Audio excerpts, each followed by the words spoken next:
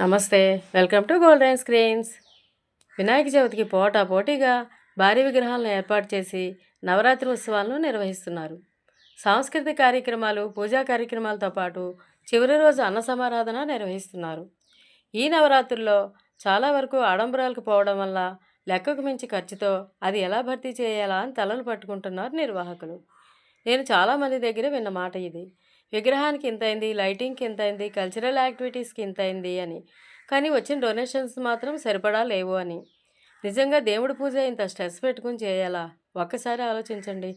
పైగా రంగురంగుల భారీ విగ్రహాలు పర్యావరణానికి ముప్పు తెస్తున్నాయి. కొన్ని స్వచ్ఛంద సంస్థలు పర్యావరణాన్ని కాపాడేందుకు మట్టి విగ్రహాలను తయారు చేసి పంపిణీ చేస్తున్నా అధిక శాతం భారీ రంగుల విగ్రహాలను కొనుగోలు చేసేందుకే ఇంట్రెస్ట్ చూపిస్తున్నారు.